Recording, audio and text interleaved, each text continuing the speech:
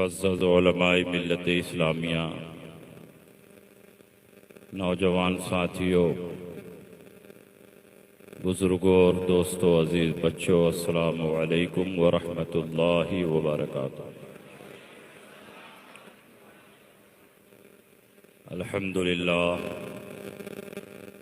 अल्हम्दुलिल्लाहि रब्बिल आलमीन, वस्सलातु वस्सलामु अला सय्यिदिल अंबियाइ वल मुरसलीन व अला आलिहि तय्यबीन ताहिरीन व अस्हाबिहिल हादीन अल महदीयीन, अम्मा बाद, फ़अऊज़ु बिल्लाहि मिनश शैतानिर रजीम, बिस्मिल्लाहिर रहमानिर रहीम।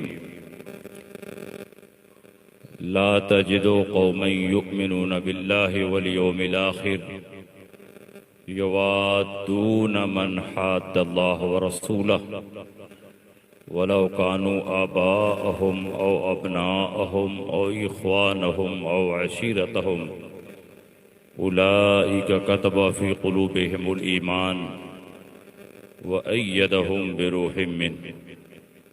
आमन्तु बिल्लाहि सदक़ल्लाहु मौलानल अज़ीम व सदक़ रसूलुहुन नबियुल अमीनुल मकीनुल करीम व नहनु अला ज़ालिका लमिनश शाहिदीन वश्शाकिरीन वल्हम्दुलिल्लाहि रब्बिल आलमीन। झूम झूम कर दुरूद शरीफ पढ़ें। अल्लाहुम्मा सल्लि अला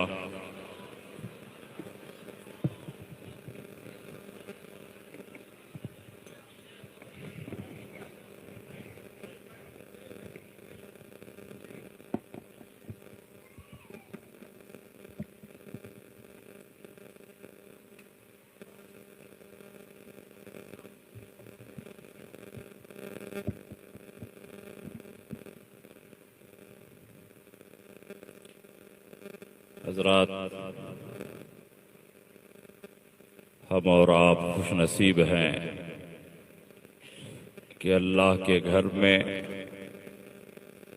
अल्लाह और रसूल और उसके महबूब बंदों का जिक्र करने के लिए हाजिर हैं।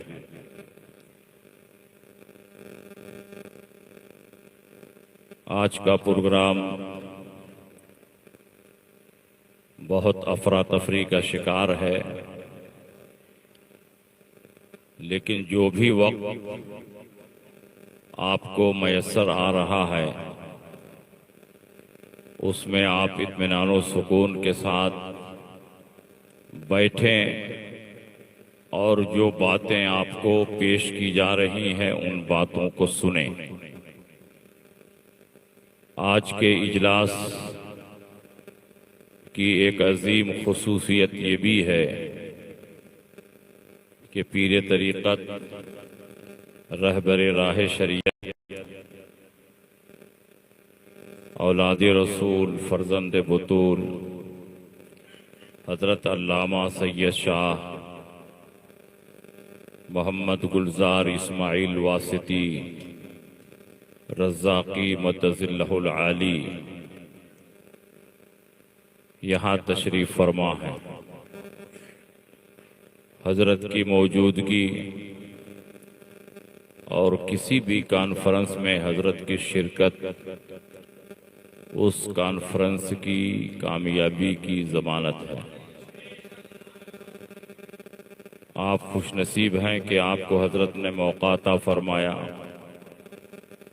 आप जितना ज़्यादा हज़रत से फैज़ उठाएं, उनकी बातें सुनें, यह आपके लिए कम है। माहौल ऐसा नहीं कि कोई लंबी चौड़ी तकरीर की जाए, कोई मबसूत बयान आपके सामने पेश किया जाए। इसलिए मैं थोड़ी देर के लिए हाजिर हूँ।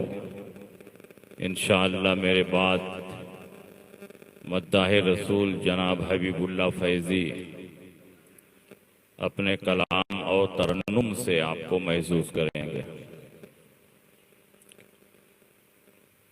ये प्रोग्राम यौम विलादत आला हज़रत की मुनासबत से मुनाकिद हो रहा है, तो ज़रूरी है कि समझा जाए कि आला हज़रत क्या हैं,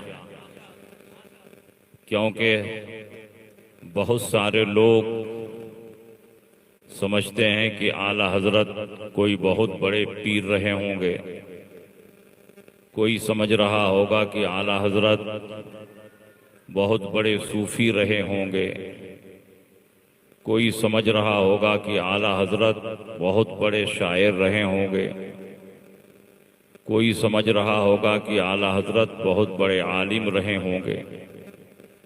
लेकिन सच्चाई ये है कि आला हजरत अपने दौर के एक अजीम फ़क़ीह भी थे, मुहद्दिस भी थे, मुतकल्लिम भी थे और अपने दौर के वली कामिल, मुर्शिद बरहक और शेख तरीक़त भी थे। आला हजरत हम लोगों की तरह घूम घूम कर तकरीर नहीं करते थे। साल में सिर्फ 2 या 3 सफ़र आला हजरत का होता था और 2 ही 3 तकरीर होती थी। आला हजरत ने पूरी जिंदगी तसनीफ़ो तालीफ, फतवा नवेसी, बद मजहबों का रद्दो इब्ताल, उनसे मुनाजरा और उनके ज़रिए जो शुकूक और शुबहात पैदा किए जा रहे हैं, किताबो सुन्नत की रोशनी में उसका जवाब देने में सर्फ किया। अगर आला हजरत ने सिर्फ पीरी मुरीदी की होती तो उस दौर में उनसे ज़्यादा किसी के मुरीदी नहीं होते। अगर आला हजरत ने सिर्फ तकरीर पे तवज्जो दी होती तो आला हजरत से बड़ा खतीब और मुकर्रिर भी उस दौर में कोई नहीं था, क्योंकि आला हजरत जिस उन्वान पर तकरीर फरमाते इतने दलाइल पेश करते कि दूसरे खुतबा आला हजरत की एक तकरीर से अपनी 10 तकरीर बना लेते। कूजे में इल्म को, समंदर को भर देते थे। लेकिन आला हजरत ने महसूस किया कि ये दौर तसनीफ़ो तालीफ का दौर, तकरीर करूंगा चला जाऊंगा, मेरी आवाज़ फ़ज़ा में गुम हो जाएगी। पीरी मुरीदी के जरिए भी दीन का मजबूत काम नहीं हो सकता। काम वो किया जाए कि सुबह क़यामत तक लोग उससे फ़ायदा उठाते रहे। तो आला हजरत ने तसनीफ़ो तालीफ का मैदान चुन लिया और 1000 से ज्यादा किताबें आला हजरत ने तसनीफ फरमाई। और आज के दौर में जितने उलमा हिंदुस्तान, पाकिस्तान, बांग्लादेश में पाए जाते हैं, सब मिल करके अगर एक किताब लिखें तो आला हजरत की किसी किताब जैसी किताब नहीं लिख सकते। और आला हजरत इस तरह किताब लिखते थे कि आला हजरत जिन जिन किताबों से इबारतें लेनी होती एक बार उनका मुताला फरमा लेते और उसके बाद आला हजरत जब लिखना शुरू करते तो कलम रुकता नहीं था। लिखते रहते हजारों किताबों का नाम, उसका सफा, उसकी इबारत, सब कुछ आला हजरत जुबानी लिखते। हम लोग तो बार बार किताब में झांकते हैं, फिर लिखते हैं, फिर झांकते हैं, फिर लिखते हैं, उसी में काट पीट करते हैं। कहीं सफ़ा बदल जाता है, कहीं सतर बदल जाता है। लेकिन आला हजरत को अल्लाह ने ऐसा हाफिज़ा अता फरमाया था कि एक मर्तबा जिस किताब को पढ़ लेते 6 महीना तक पूरी इबारत आला हजरत को याद होती और उस किताब का मफहूम पूरी जिंदगी याद रहता। ये आला हजरत की शान थी। आला हजरत 10 शव्वाल 1272 हिजरी में पीर के दिन पैदा हुए, जोहर के वक्त, और 4-4.25 साल की उम्र हुई तो आपकी बिस्मिल्लाह खानी हुई। बिस्मिल्लाह खानी की महफिल में आला हजरत ने ऐसे ऐसे निकात और ऐसी ऐसी बारीकियां बयान की कि आपके दादा और आपके वालिद भी हैरान रहे। आला हजरत इमाम अहमद रजा जब 6 साल की उम्र को पहुंचे, 4-4.25 साल की उम्र में पूरा नाजरा खत्म कर दिया। 6 साल की उम्र को पहुंचे तो आला हजरत ने रबीउल अव्वल का मौका था, 12वीं शरीफ का मौका था, हजारों के मजमा में शानदार तकरीर फरमाई। और आला हजरत 7 साल की उम्र को पहुंचे तो नहू की बहुत ही मेयारी किताब है हिदायतुन नौ, अरबी जबान में उसकी शरह लिखी। आज हम लोग अरबी जबान में उसकी शरह लिखना चाहें तो नहीं लिख पाएंगे, मेहनत करनी पड़ेगी, लिख देंगे। लेकिन आला हजरत ने फिल बदी उसकी शरह तस्नीफ फरमाई। और आला हजरत इमाम अहमद रजा जब 9 साल की उम्र को पहुंचे, मुसल्लमुस सबूत पढ़ रहे थे। आपके वालिद के पास मुसल्लमुस सबूत का सिर्फ एक नुस्खा था, उस पर कहीं हाशिया नहीं था, मुअर्रा उसको बोलते हैं, हाशिये से पाक। उसी को आला हजरत के वालिद रात में देखते, मुताला फरमाते और सुबह को आला हजरत के सामने रखकर उसी को पढ़ाते। जगह जगह उनके वालिद ने उसमें हाशिया लिखा था। एक मकाम पर आला हजरत मुताला फरमा रहे थे, देखा वालिद साहब ने कुछ हाशिया लिखा है। जब उसको पढ़ा तो आपके वालिद साहब ने अरबी जबान में लिखा था, इस इबारत पर ये सवाल पैदा होता है। और फिर आपके वालिद साहब ने उसका जवाब नीचे तहरीर फरमाया। आला हजरत इमाम अहमद रजा ने कलम उठाया और उसके नीचे लिखा कि अगर इबारत की तशरीह इस तरह की जाए तो न सवाल पैदा होगा, न जवाब देने की जरूरत पेश आएगी। और अरबी जबान में वो पूरी बहस लिख दी। जब आला हजरत के वालिद ने रात को वो किताब देखा और मुताला फरमाया कि मेरे बेटे अहमद रजा ने इस इबारत की ऐसी तशरीह कर दी है कि इस पर सिरे से कोई सवाल ही नहीं पैदा होता, और जब सवाल नहीं पैदा होगा तो जवाब देने की कोई जरूरत ही नहीं पड़ेगी। सुबह हुई, डेस्क पर जब किताब रखी गई, आपके वालिद साहब ने उस हाशिये को देखा तो इमाम अहमद रजा को अपने कलेजे से लगा लिया और फरमाया, बेटे अहमद रजा, तुम पढ़ते नहीं हो, तुम मुझको पढ़ाते हो। अल्लाह ने इतना इल्म तुमको अता फरमाया है, इतना इल्म अता फरमाया है कि बड़े बड़ों का दिमाग जहां नहीं पहुंचता है वहां तुम्हारा दिमाग फौरन। आला हजरत इमाम अहमद रजा फाजिल बरेलवी 13 साल कुछ महीना में तमाम उलूम मुतदाविला से और मदारिस में उस वक्त जितनी किताबें पढ़ाई जाती थी सबसे फारिग हो गए। और आपने सबसे पहले रज़ाअत का मसला लिखा।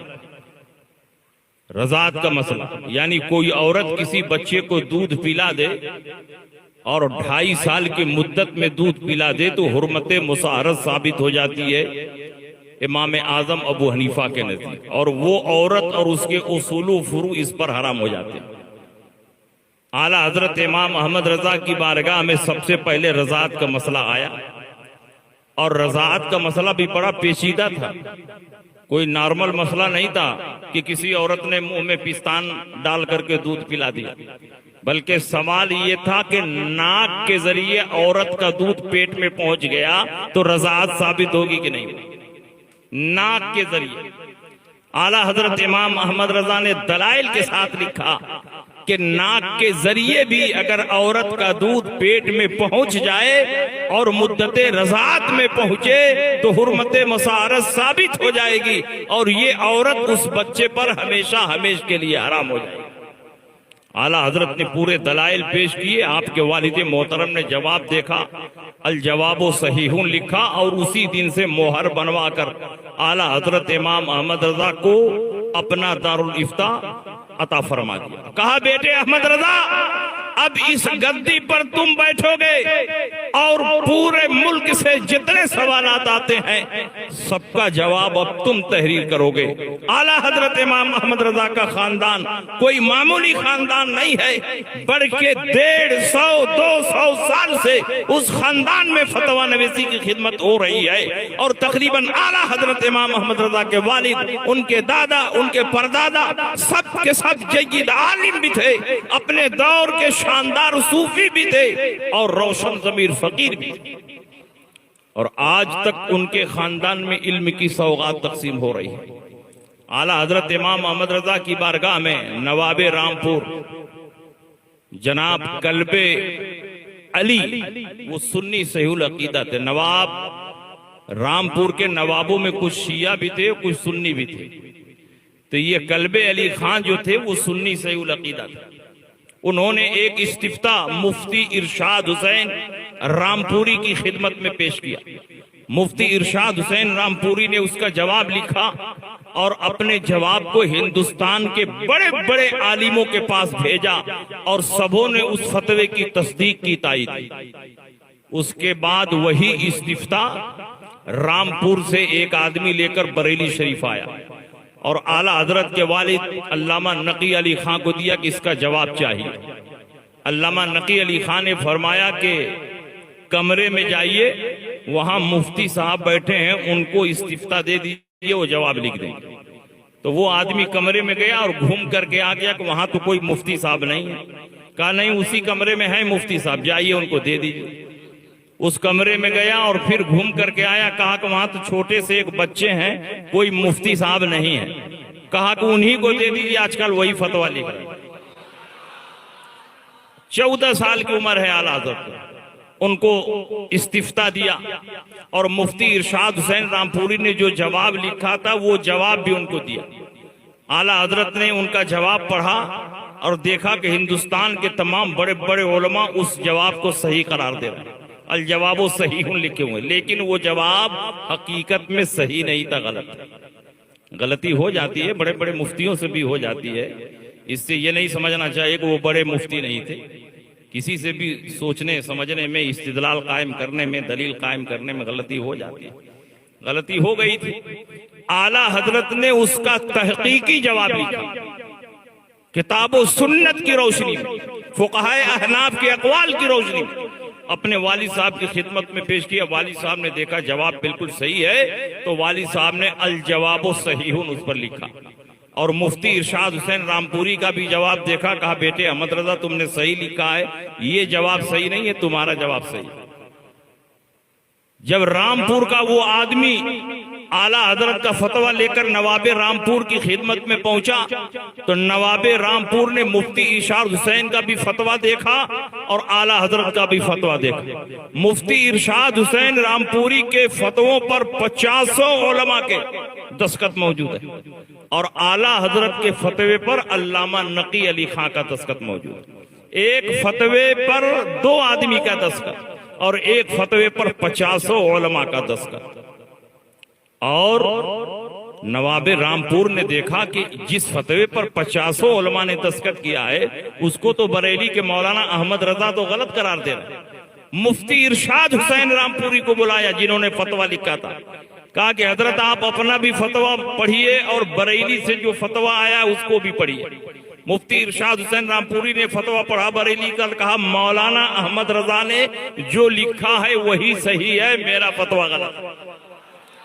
मुझसे चूक हो गई, जहां उनका दिमाग पहुंचा वहां मेरा दिमाग नहीं पहुंच सका। कहा हजरत जब आपका फतवा गलत है तो ये 50 उलमा उस पर दस्तखत कैसे किए हुए?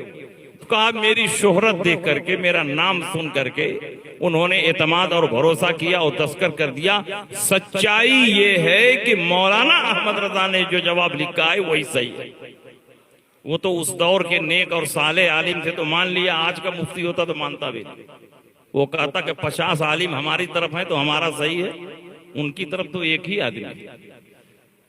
नवाबे रामपुर को देखने का शौक हुआ कि वो कौन ऐसा बच्चा है कि 14 साल उसकी उम्र है और ऐसा फतवा लिख रहा है कि मुफ्ती इरशाद हुसैन रामपुरी कह रहे हैं कि मेरा फतवा गलत और उसका फतवा सही। आला हजरत से मिलने की जुस्तजू और तमन्ना उसके दिल में पैदा हुई। आला हजरत के रिश्तेदार वहां रहते थे, उनसे कांटेक्ट किया, कहा किसी भी हाल में आप मौलाना अहमद रजा को लेकर मेरे दरबार में आए। उन लोगों ने आला हजरत को नवाबे रामपुर के दरबार में पहुंचाया। नवाबे रामपुर ने खड़े होकर आला हजरत का इस्तकबाल किया और चांदी की कुर्सी पेश की कि आप इस पर तशरीफ रखें। आला हजरत बच्चे हैं, 14 साल के हैं। आला हजरत ने फरमाया कि मर्दों के लिए चांदी का इस्तेमाल जायज नहीं है, इसलिए मैं चांदी की कुर्सी पर नहीं बैठूंगा, लकड़ी की कुर्सी पर बैठूंगा। फिर आला हजरत इमाम अहमद रजा लकड़ी की कुर्सी पर बैठते हैं। मैं बताना ये चाहता हूं कि ये इल्म कसब और मेहनत से नहीं हासिल हो सकता। आला हजरत को जो इल्म हासिल था वो इल्म लदुन्नी था, परवरदिगारे आलम ने खुसूसी इल्म अता फरमाया था। इसीलिए आला हजरत इमाम अहमद रजा ने 1000 से ज्यादा किताबें तस्नीफ फरमाई और 1 लाख से ज्यादा फतावे तहरीर फरमाए। अल्लामा जलालुद्दीन सयूदी के बाद पूरी दुनिया में एक भी ऐसा आलिम पैदा नहीं हुआ जिसने 1000 से ज्यादा किताबें लिखी हो। या तो अल्लामा जलालुद्दीन सयूदी ने मिस्र की सरजमीन पर 1000 से ज्यादा किताबें लिखी, या आला हजरत इमाम अहमद रजा ने बरेली की टूटी हुई चटाई पर बैठकर 1000 से ज्यादा किताबें और बड़े बड़े फुकहा जहां हैरान हो जाते, वहां आला हजरत इमाम अहमद रजा फैसला लिखते हुए नजर आते। अल्लामा अलाउद्दीन हस्कफी रहमतुल्लाह अलैह ने दुर्रे मुख्तार में एक मसला बयान किया है, थूक से बाज तहरीरों को मिटाना जायज है, मगर अल्लाह के नाम को थूक से मिटाना नाजायज है। और उसी के नीचे हदीस लिखी, अल कुरान अहब्बु इलल्लाह मिनस समावाति वल अर्द वमन फीहिन। कुरान अल्लाह के नजदीक जमीनों आसमान और जो कुछ जमीनों आसमान में सबसे ज्यादा महबूब। जब ये हदीस नकल फरमाई और उससे इस्तिदलाल फरमाया कि अल्लाह की आयात को भी थूक से मिटाना नाजायज व हराम, इस हदीस की रोशनी में इख्तिलाफ पैदा हुआ कि अगर कुरान अल्लाह के नजदीक जमीनों आसमान और जो कुछ जमीनों आसमान में है सबसे ज्यादा महबूब है, तो नबी भी तो जमीनों आसमान में है, तो गोया उनसे भी ज्यादा महबूब है, तो कुरान अफजल है कि रसूलुल्लाह? ये इख्तिलाफ पैदा हुआ। बड़े बड़े उलमा मुहद्दिसीन हैरान, किसी ने कहा कुरान अफजल, किसी ने कहा रसूलुल्लाह अफजल।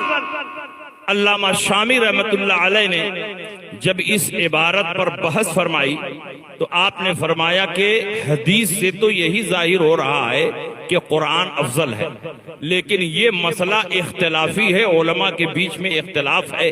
कोई कह रहा है कुरान अफजल, कोई कह रहा है रसूलुल्लाह अफजल। इसलिए एहतियात का तकाजा ये है कि मैं खामोशी इख्तियार करूं, न मैं ये कहूंगा कि कुरान अफजल, न ये कहूंगा रसूलुल्लाह अफजल, बल्कि इस मकाम पर मेरा मसलक सुकूत है।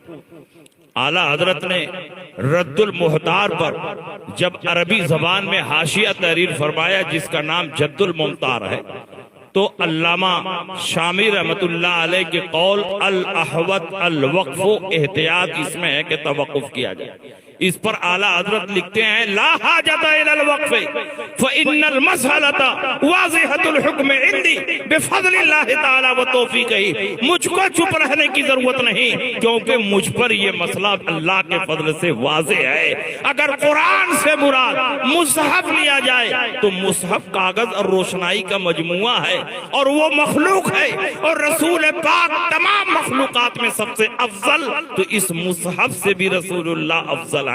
और अगर कुरान से मुराद कलाम इलाही लिया जाए तो कलाम इलाही अल्लाह की सिफत, अल्लाह की हर सिफत कदीम है और नबी मखलूक और हादिस हैं, तो इस लिहाज से कलामुल्लाह अफजल है और नबी मफजूल है। और उलमा के कलाम में कोई इख्तिलाफ नहीं। जिन उलमा ने फरमाया कुरान अफजल है उनकी मुराद कलाम इलाही है, और जिन उलमा ने फरमाया रसूलुल्लाह अफजल है उनकी मुराद मुसहफ है। इसलिए यहाँ उलमा के दरमियान कोई इख्तिलाफ नहीं। आप जरा अंदाजा लगाओ कितनी बारीकी से आला हजरत इमाम अहमद रजा ने उस मसले को हल फरमा दिया जिसमें अल्लामा शामी जैसा मुहक्किक हैरान और परेशान। और ये एक मसला नहीं है, इस तरह के सैकड़ों मसाइल हैं कि आला हजरत इमाम अहमद रजा ने लोगों को हैरत में डाल दिया और ऐसी शानदार बहस तहरीर फरमाई कि बड़े बड़े उलमा आला हजरत की बहसों को पढ़ने के बाद हैरान हो गए।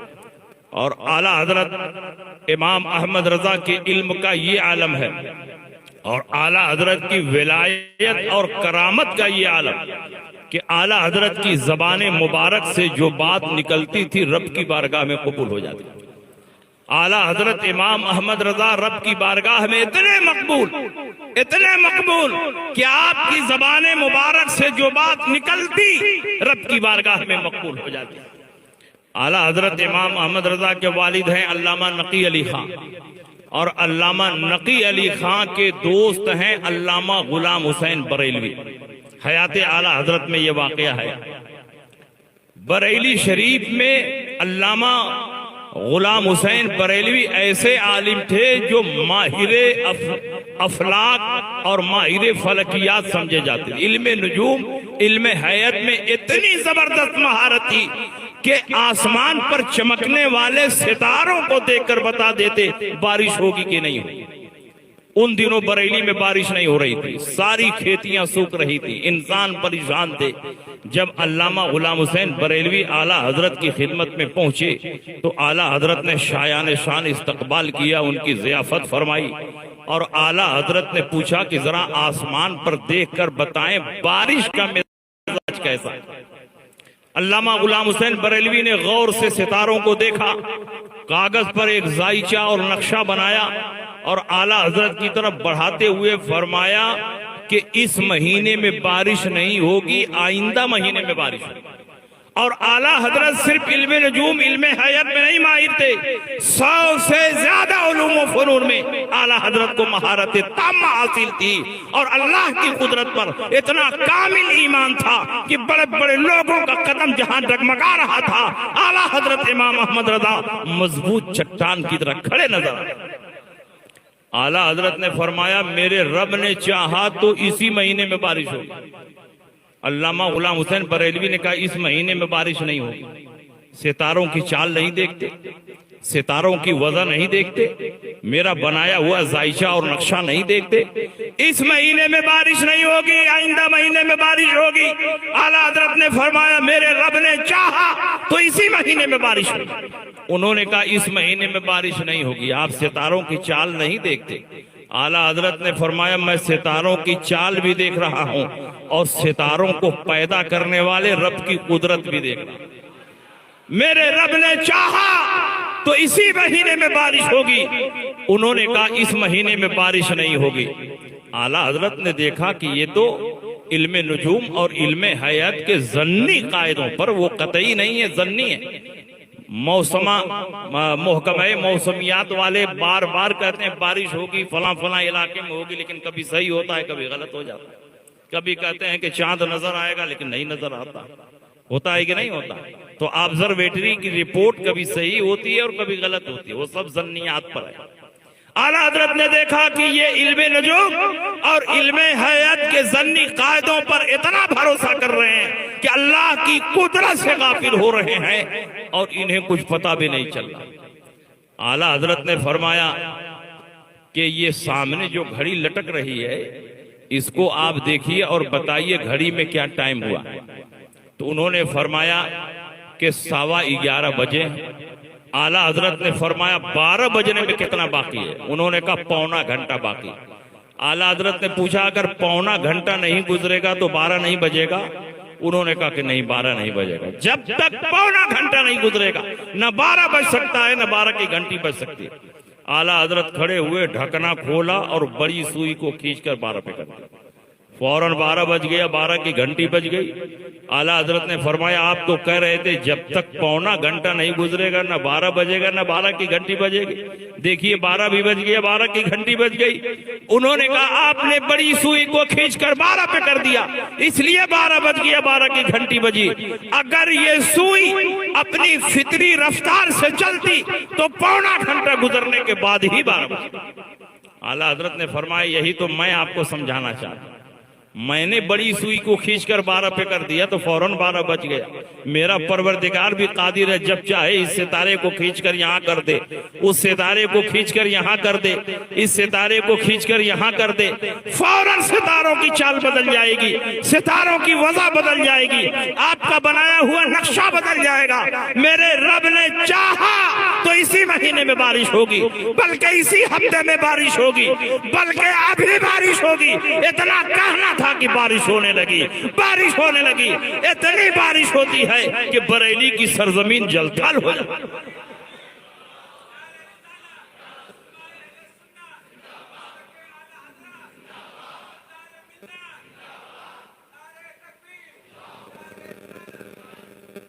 इसलिए मेरे भाइयों, आला हजरत अपने दौर के अजीम फकीह और अजीम मुहद्दिस और मुहक्किक तो थे ही, आला हजरत अपने दौर के वली कामिल थे, मुर्शिद बरहक थे, कुतुबुल इरशाद के दर्जे पर फाइज थे।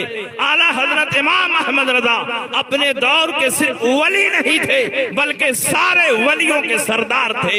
ये मैं नहीं कहता, मुजद्दिद अल-फिसानी अपने मकतूबात के दफ्तर दो में लिखते हैं, जो मुजद्दिद होता है वो अपने दौर के वलियों का सरदार होता। और आला हजरत मुजद्दिद थे। आला हजरत तो ऐसे मुजद्दिद थे कि अरब से लेकर अजम तक तमाम बड़े उलमा ने उनके मुजद्दिद होने को तस्लीम किया।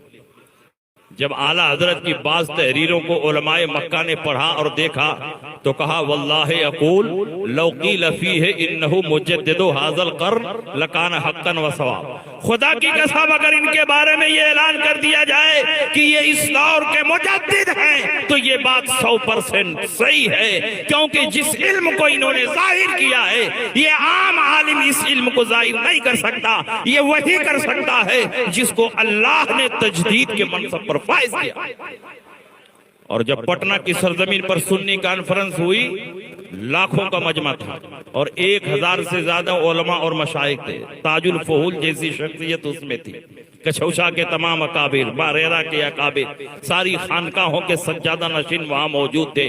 वहां बिल इत्तेफाक पूरे हिंदुस्तान के उलमा ने तस्लीम किया कि 14वीं सदी हिजरी का मुजद्दिद कोई और नहीं बल्कि आला हजरत इमाम अहमद रजा। तो अरबों अजम में आला हजरत के मुजद्दिद होने पर इजमा और इत्तेफाक हो गया। और आला हजरत इमाम अहमद रजा की जात ऐसी जात थी कि जो उनसे करीब होता उसके दिल में इश्क मुस्तफा का चिराग रोशन हो जाता। वो ऐसा मजबूत और मुतसल्लिब हो जाता कि फिर बद मजहबों और दूसरे गुमराहों से वो हमेशा हमेशा के लिए नफरत करता। आला हजरत इमाम अहमद रजा के शागिर्द हैं मुहद्दिस आजम कशौचवी, मदनी मियाँ के वाली मुहद्दिस आजम कशौचवी। और मुहद्दिस आजम कशौचवी के उस्ताज़े हदीस हैं अल्लामा वसी अहमद मुहद्दिस सूरती रहमतुल्लाह, बड़े पाए के मुहद्दिस और आला हजरत के मुआसिरीन में हैं। लेकिन आला हजरत से ऐसी सच्ची अकीदत और मोहब्बत रखते थे कि पीलीभीत से हर महीने में आला हजरत इमाम अहमद रजा के मकान पर हाजिर होते, सुबह से शाम तक आला हजरत के साथ रहते और शाम वाली ट्रेन से फिर वापिस हो जाते।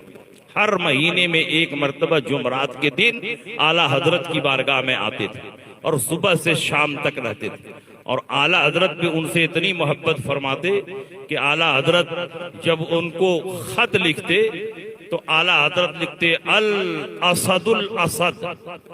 लिखने में दोनों एक ही जैसा है, अल असदुल असद। एक असद का माना शेर और दूसरे असद का माना ठीक ठाक, यानी ऐसा शेर जो बिल्कुल सही और सटीक हमला करे, सदीद से बना हुआ। अल असदुल असद, अल अशद्दुल अरशद।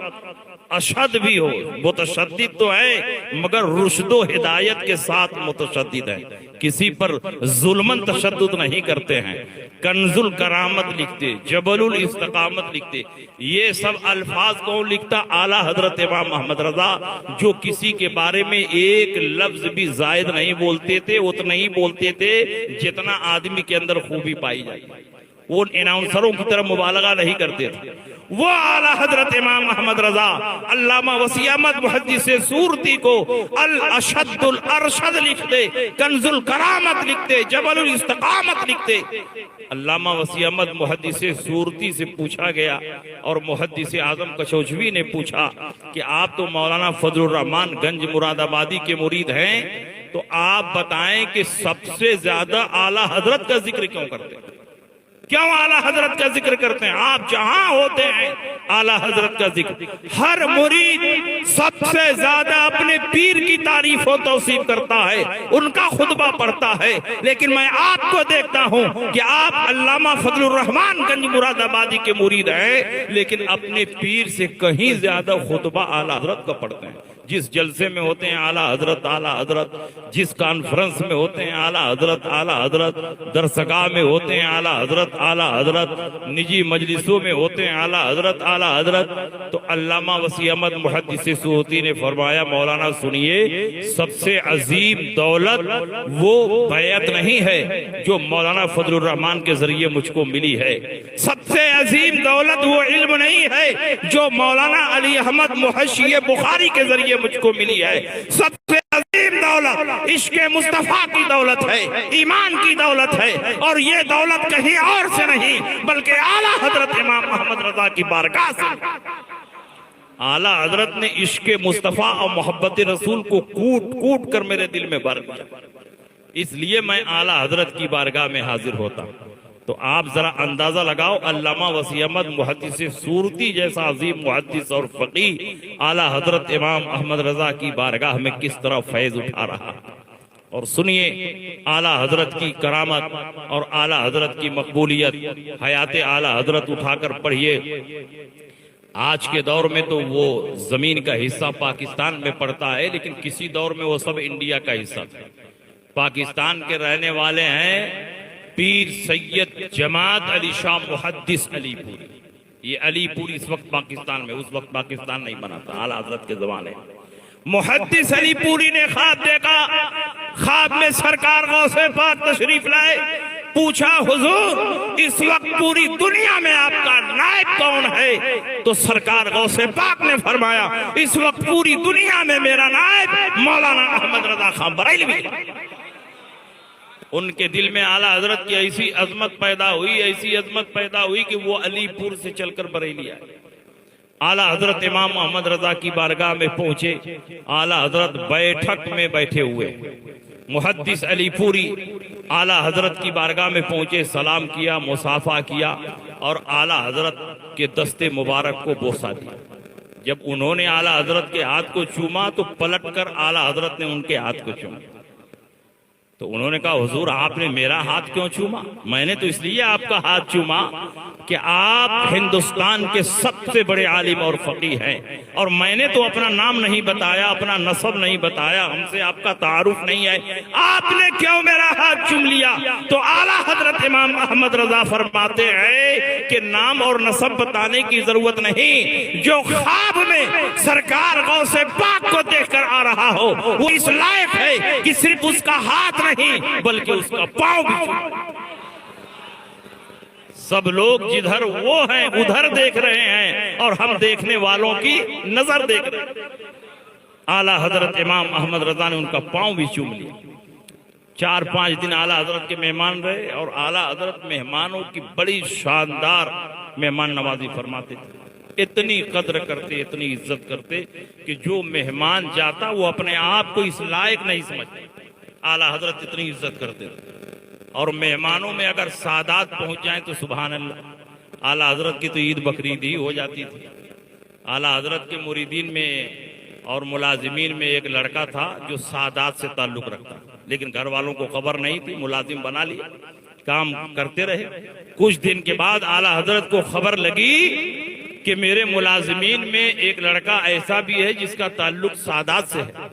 तो आला हजरत ने घर वालों से कहा, खबरदार जो शहजादे से किसी ने काम लिया, ये शहजादे हैं, हमारे घर में रहें, इनका खाना पीना, इनकी सारी जरूरियात का ख्याल रखा जाए और इनसे जिस तनख्वाह का मुआहदा हुआ है वो तनख्वाह भी इनको दिया जाए, लेकिन इनसे कोई खिदमत न ली।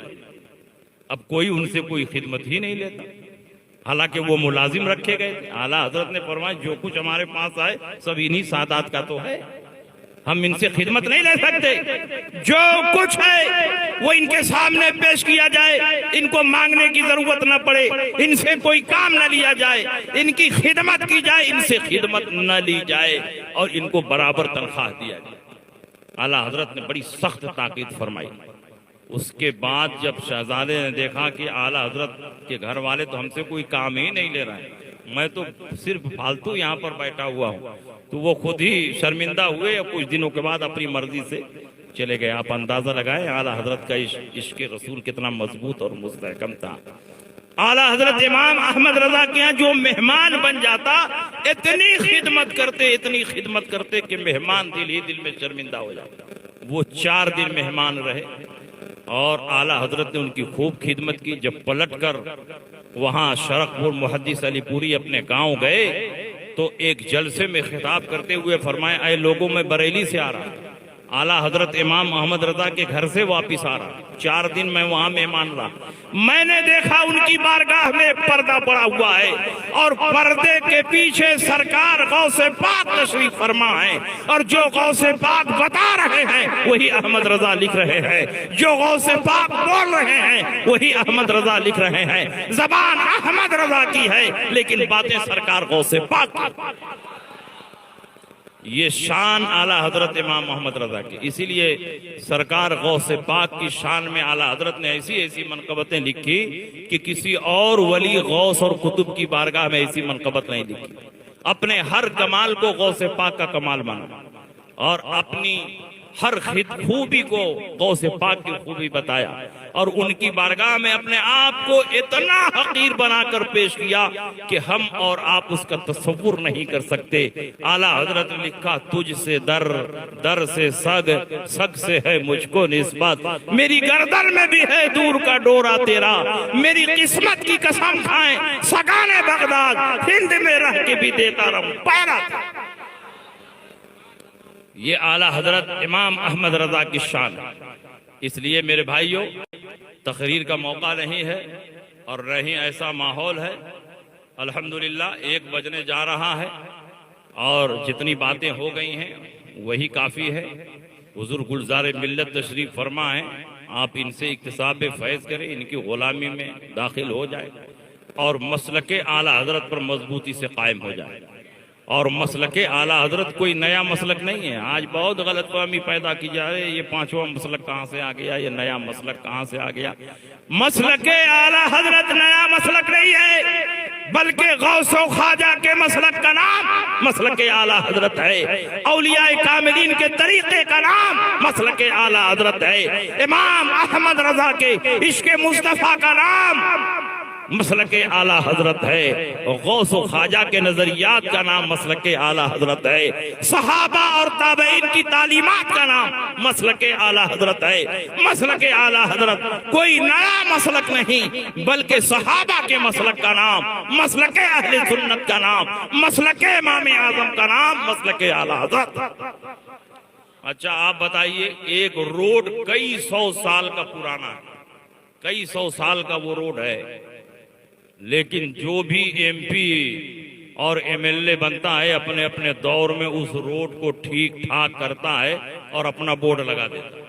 फिर 10-20 साल गुजरा, रोड टूटा तो दूसरा एमपी आया, उसने उस रोड को ठीक ठाक किया, चमक दमक डमरू लगाया, डामर लगाया, डेंट पेंट किया और अपना बोर्ड लगा दिया। फिर 30 साल के बाद कोई हुकूमत आई, उसका मंत्री आया, रोड को ठीक ठाक किया और अपना बोर्ड लगा दिया। रोड वही है, लेकिन हर संवारने वाला और सजाने वाला अपना अपना बोर्ड लगाते चला जा रहा है। ये मसलके आला हजरत कोई नया दीन नहीं, ये वही दीन है जिसको रसूलुल्लाह ने सहाबा के सामने पेश किया और सहाबे कराम ने उसकी तशरीह की, सहाबे कराम ने उसको सजाया और संवारा। तो उस दौर में सहाबा का बोर्ड लगा, सहाबा चले गए, ताबईन इज़ाम ने उसी रास्ते को सजाया और संवारा, तो ताबईन का बोर्ड लग गया। अइम्मा मुज्तहिदीन का दौर आया, उन्होंने उसी रोड को दलाइल बराइन से सजाया और संवारा, तो अइम्मा मुज्तहिदीन का बोर्ड लग गया। और दौरे अखीर में आला हजरत इमाम अहमद रजा ने उसी रास्ते को दलाइल बराइन से सजाया है, संवारा है, निखारा है। तो अब आला हजरत का बोर्ड लगा हुआ है। मसलके आला हजरत कोई नया दीन और कोई नया रास्ता नहीं, बल्कि रसूलुल्लाह के दीन का नाम मसलके आला हजरत है, सहाबा के रास्ते का नाम मसलके आला हजरत है। बोर्ड के बदलने से रास्ता नहीं बदलता, रास्ता वही है, सजाने वालों का नाम बदलता चला आ रहा है। इसलिए मेरे भाइयों, आप पूरी मजबूती के साथ मसलके आला हजरत पर कायम रहो। इन्हीं बातों के साथ मैं आपके दरमियान से रुखसत हो रहा हूँ। परवरदिगार आलम इस महफिल मुबारक को अपनी बारगाह में कबूल फरमाए, और जिन जिन नौजवानों ने इसको सजाने संवारने में दामे दिरमे कदमे सुखने किसी भी तरह से हिस्सा लिया है, उनको दारैन की सआदतों से माला माल फरमाए। वाखिर दावाना अनिल हम्दुलिल्लाहि रब्बिल आलमीन।